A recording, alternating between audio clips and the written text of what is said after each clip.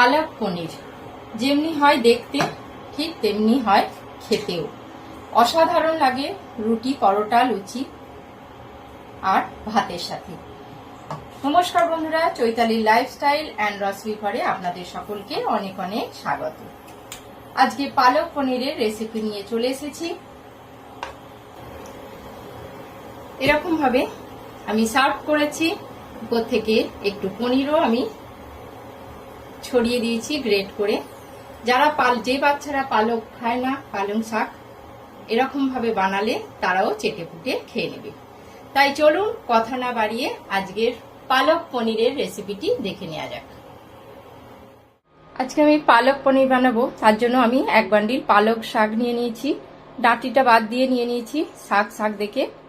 আর এটাকে আমি 2 মিনিট একটু ভাপিয়ে নেব। তার জন্য এখানে জল বসিয়ে দিয়েছি, জল গরম হয়ে গেছে। আমি এখন এই পালং পাতাগুলো এর মধ্যে দিয়ে দেব। 2 মিনিট হয়ে গেছে। এর থেকে বেশি পালকগুলো আর সিদ্ধ করার দরকার নেই। আমি এবার এগুলো জল থেকে উঠিয়ে নেব। উঠিয়ে নিয়ে এটাকে ঠান্ডা করব। ঠান্ডা হয়ে গেলে মিক্সি করব। পনিরের জন্য আমি মশলা বানাবো। তার জন্য আমি একটা কড়াই বসিয়ে দিয়েছি। কড়াইয়ে 1 টেবিল চামচ অয়েল দিয়ে দিয়েছি। এখন হাফ টিস্পুনের মতো আমি রসুন বাটা দিয়ে দিলাম। আর দেব একটা বড় সাইজের পেঁয়াজ। পেঁয়াজটা আমি ছোট ছোট করে কুচিয়ে নিয়েছি। 2টো শুকনো লঙ্কা একটু ছিঁড়ে দিয়ে দিলাম। আর দেব 2টো কাঁচা লঙ্কা দিয়ে এটা খুব ভালো করে আমি একটু আগে নেড়ে নেব।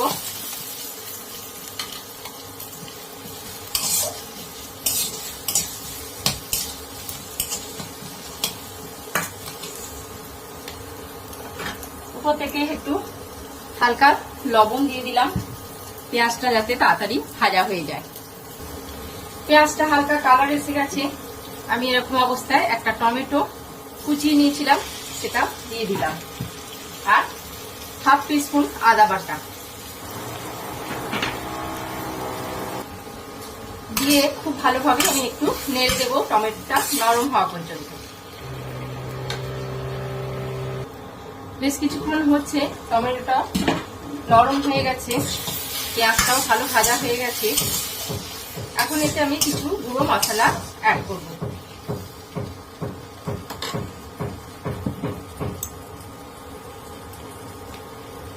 ওয়ান টিস্পুন জিরা গুঁড়ো, 1 টিস্পুন ধনে গুঁড়ো, 1 টিস্পুন হলুদ গুঁড়ো, হাফ টিস্পুন লঙ্কা গুঁড়ো। আমি কাঁচা লঙ্কা 2টো, শুকনো লঙ্কা 2টো দিয়েছি। ঝালটা কিন্তু আপনারা আপনাদের মতো দেবেন। এখানে লঙ্কার গুঁড়োটা আমি জাস্ট সবজিতে কালার ব্যালেন্স রাখার জন্য আমি দিলাম। দিয়ে খুব ভালো করে গুঁড়ো মশলাটা একটু পেঁয়াজ টমেটোর সাথে কষিয়ে নেব।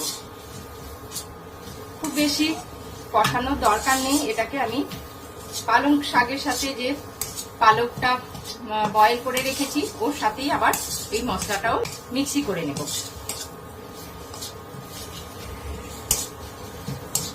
পনিরের মশলা রেডি।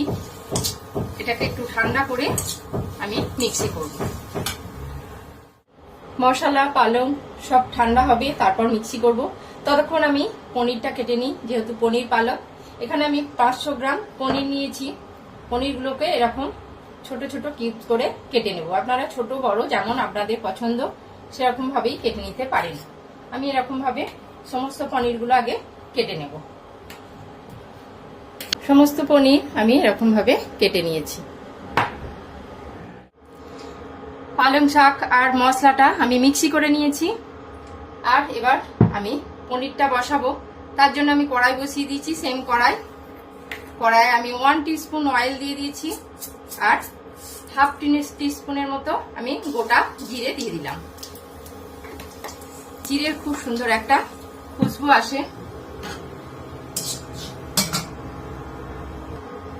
এবার আমি যে মিক্সিটা করে রেখেছি সেটা দিয়ে দেব। সমস্ত পালক পিউরিটা দিয়ে দিয়েছি, মশলা সবকিছু তো এটা এবার খুব ভালো করে আমি এটা তেলের সাথে একটু নেড়ে নেব কড়াই। খুব বেশি নাড়ার বা কষানোর দরকার নেই, এটা আগে থেকেই কষানো আছে।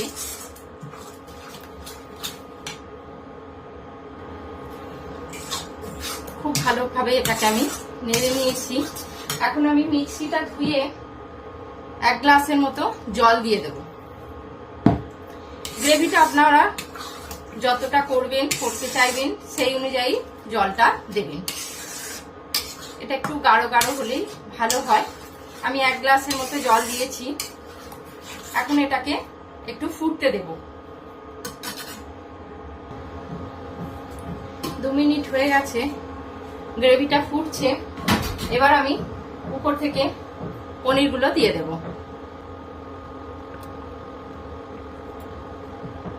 পনিরগুলো দিয়ে খুব ভালো করে আমি একটু গ্রেভির সাথে এটা মিক্স করে দেব। আর 2 মিনিট আরো এটাকে পনিরটাকে গ্রেভির সাথে ফুটতে দেব।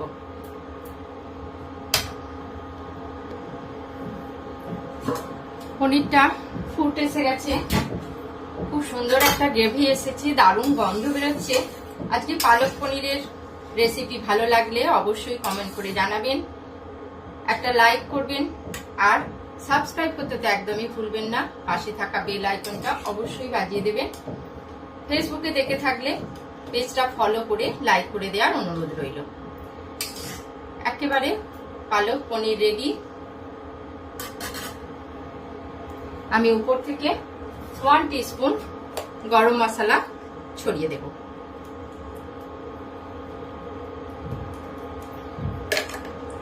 দিয়ে এটা 2 মিনিট ঢেকে রেখে সার্ভ করার জন্য একদম রেডি।